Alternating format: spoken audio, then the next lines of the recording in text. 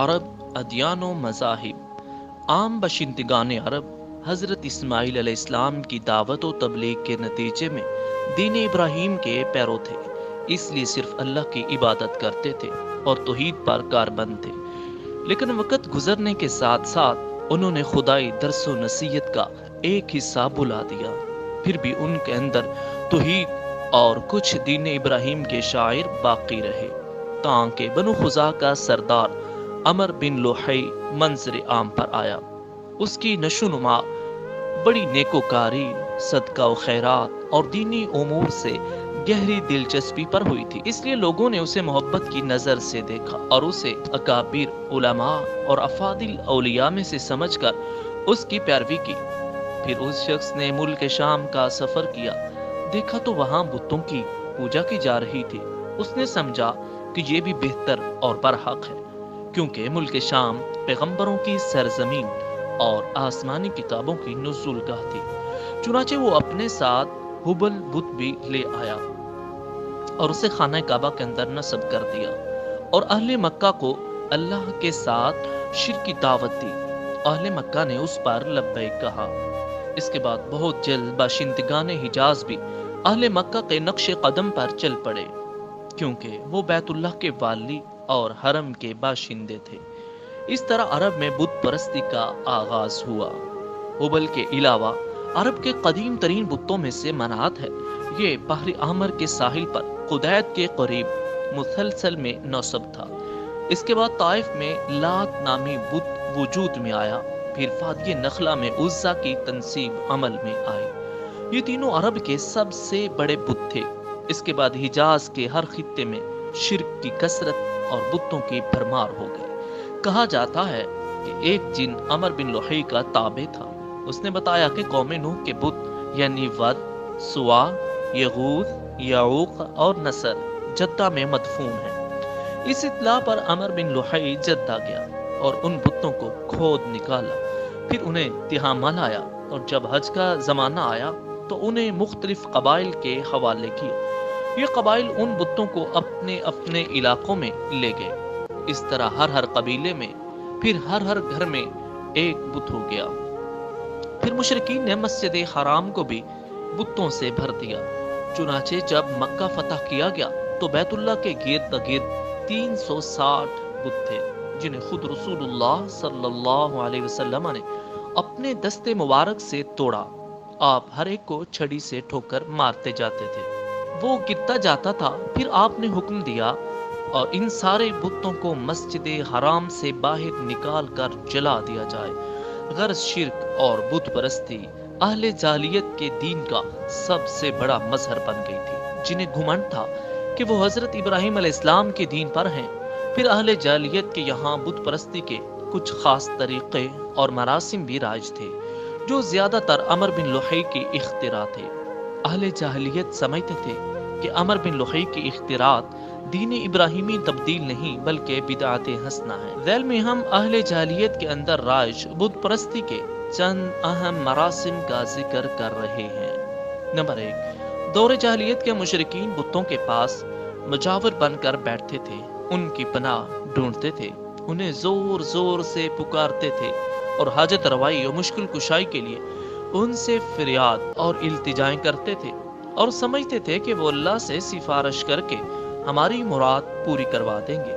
Number 2، بتوں کا حج و طواف کرتے تھے، ان کے سامنے عجز نیاز سے پیش آتے تھے اور انہیں سجدہ کرتے تھے۔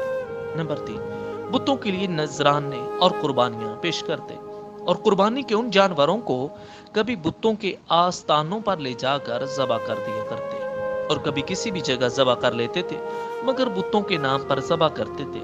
ذبح کی ان دونوں صورتوں کا ذکر اللہ تعالیٰ نے قرآن مجید میں کیا ہے۔ ارشاد ہے وَمَا ذُبِحَ عَلَى النُّصُبِ، یعنی وہ جانور بھی حرام ہیں جو بتوں کے آستانوں پر ذبح کیے جائیں۔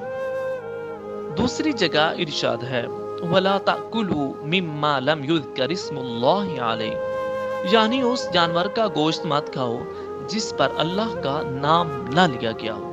نمبر 4، بتوں سے تقرب کا ایک طریقہ یہ بھی تھا کہ مشرکین اپنی ثوابدید کے مطابق اپنے کھانے پینے کی چیزوں، اپنی کھیتی اور چپائی کی پیداوار ایک حصہ بتوں کے لیے خاص کر دیتے تھے۔ اس سلسلے میں ان کا دلچسپ رواج یہ تھا کہ وہ اللہ کے لیے بھی اپنی کھیتی اور جانوروں کی پیداوار کا ایک حصہ خاص کرتے تھے، پھر مختلف اسباب کی بنا پر اللہ کا حصہ تو بتوں کی طرف منتقل کر سکتے تھے، لیکن بتوں کا حصہ کسی بھی حال میں اللہ کی طرف منتقل نہیں کر سکتے تھے۔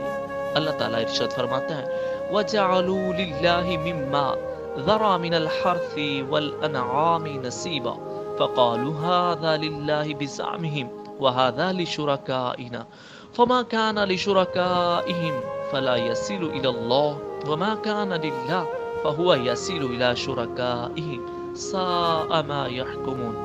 اللہ نے جو کھیتی اور چوپائے پیدا کی ہے، اس کا ایک حصہ انہوں نے اللہ کے لیے مقرر کیا اور کہا یہ اللہ کے لیے ہے ان کے خیال میں، اور یہ ہمارے شرکاء کے لیے ہے۔ تو جو ان کے شرکاء کے لیے ہوتا ہے وہ تو اللہ تک نہیں پہنچتا، مگر جو اللہ کے لیے ہوتا ہے وہ ان کے شرکاء تک پہنچ جاتا ہے۔ کتنا برا ہے وہ فیصلہ جو یہ لوگ کرتے ہیں۔ نمبر 5، بتوں کے تقرب کا ایک طریقہ یہ بھی تھا کہ وہ مشرکین کھیتی اور چوپائی کے اندر مختلف قسم کی نظریں مانتے تھے۔ اللہ تعالیٰ کا ارشاد ہے وَقَالُوا هَذِهِ أَنْعَامٌ وَحَرْثٌ حِجْرٌ لَا يَطْعَمُهَا إِلَّا مَن نَّشَاءُ بِزَعْمِهِمْ وَأَنْعَامٌ حُرِّمَ ظُهُورُهَا وَأَنْعَامٌ لَا يَذْكُرُونَ اسْمَ اللَّهِ عَلَيْهَا افْتِرَاءً عَلَيْهِ۔ ان مشرکین نے کہا کہ یہ چوپائی اور کھیتیاں ممنوع ہیں، انہیں وہی کھا سکتا ہے جسے ہم چاہیں ان کے خیال میں، اور یہ وہ چوپائے ہیں جن کی پیٹ حرام کی گئی ہے، نہ ان پر سواری کی جا سکتی ہے، نہ سامان لادا جا سکتا ہے، اور جو کچھ چوپائے ایسے ہیں جن پر یہ لوگ اللہ پر افترا کرتے ہیں، اللہ کا نام لیتے ہیں۔ نمبر 6، انہی جانوروں میں بحیرہ، سائبہ، وسیلہ اور حامی تھے۔ ابن اسحاق کہتے ہیں کہ بحیرہ سائبہ کی بچی کو کہا جاتا ہے، اور سائبہ اس اونٹنی کو کہا جاتا ہے جس سے 10 بار پے در پے مادہ بچے پیدا ہوں، درمیان میں کوئی نر نہ پیدا ہوا ہو۔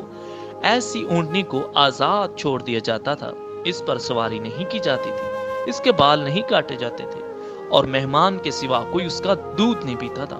اس کے بعد یہ اونٹنی جو مادہ بچی جنتی تھی، اس کا کان چیر دیا جاتا تھا اور اسے بھی اس کی ماں کے ساتھ آزاد چھوڑ دیا جاتا تھا، اس پر سواری نہ کی جاتی، اس کا بال نہ کاٹا جاتا، اور مہمان کے سوا کوئی اس کا دودھ بھی نہ پیتا۔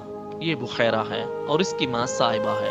وسیلہ اس بکری کو کہا جاتا تھا جو 5 دفعہ پے در پے 2 مادہ بچے جنتی، یعنی 5 بار میں 10 بچے پیدا ہوتے، درمیان میں کوئی نر پیدا نہ ہوتا۔ اس بکری کو اس لیے وسیلہ کہا جاتا تھا کہ وہ سارے مادہ بچوں کو ایک دوسرے سے جوڑ دیتی تھی۔ اس کے بعد اس بکری سے جو بچے پیدا ہوتے تھے انہیں صرف مرد کھا سکتے تھے، عورتیں نہیں کھا سکتی تھی۔ البتہ اگر کوئی بچہ مردہ پیدا ہوتا تو اس کو مرد عورت سبھی کھا سکتے تھے۔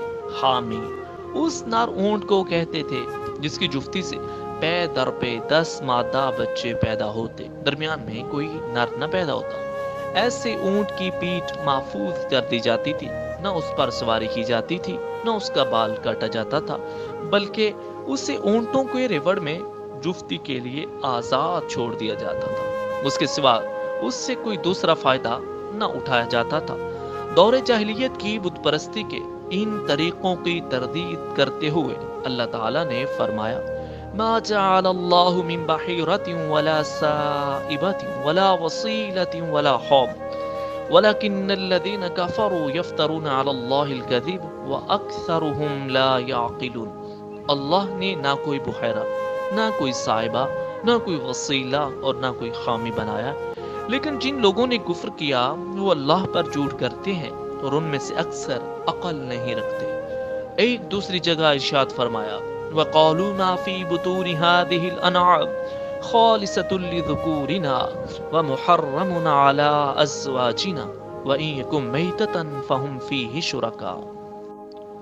ان مشرکین نے کہا ان چوپایوں کے پیٹ میں جو کچھ ہے وہ خالص ہمارے مردوں کے لیے ہے اور ہماری عورتوں پر حرام ہے، البتہ اگر وہ مردہ ہو تو اس میں مرد عورت سب شریک ہے۔ چوپایوں کی مذکورہ اقسام یعنی بحیرہ، صاحبہ وغیرہ کے کچھ دوسرے مطالب بھی بیان کیے گئے ہیں جو ابن اسحاق کی مذکورہ تفسیر سے قدر مختلف ہیں۔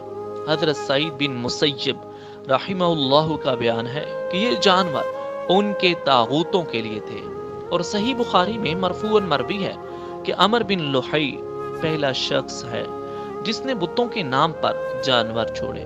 عرب اپنے بتوں کے ساتھ یہ سب کچھ اس عقیدے کے ساتھ کرتے تھے کہ یہ بت انہیں اللہ کے قریب کر دیں گے اور اللہ کے حضور ان کی سفارش کر دیں گے۔ چنانچہ قرآن مجید میں بتایا گیا ہے کہ مشرکین کہتے تھے ما نعبدهم الا ليقربونا الى الله زلفا، ہم ان کی عبادت معاد اس لیے کر رہے ہیں کہ وہ ہمیں اللہ کے قریب کر دیں۔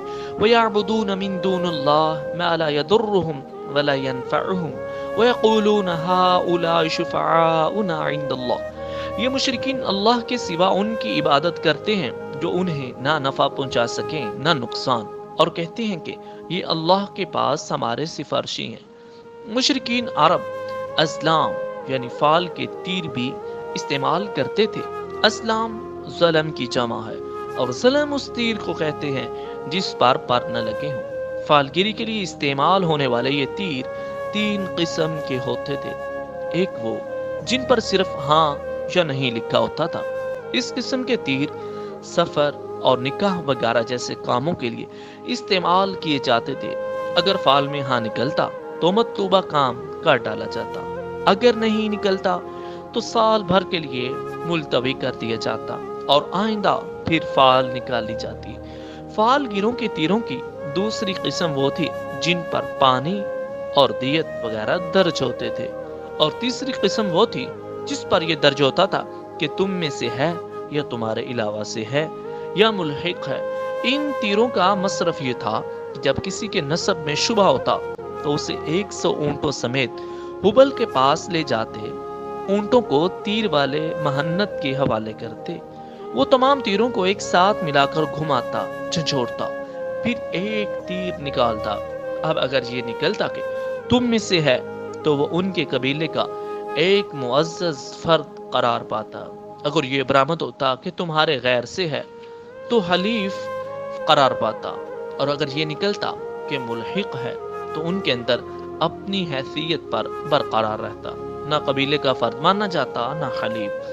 اسی سے ملتا جلتا ایک رواج مشرکین میں جوا کھیلنے اور جوے کے تیر استعمال کرنے کا تھا۔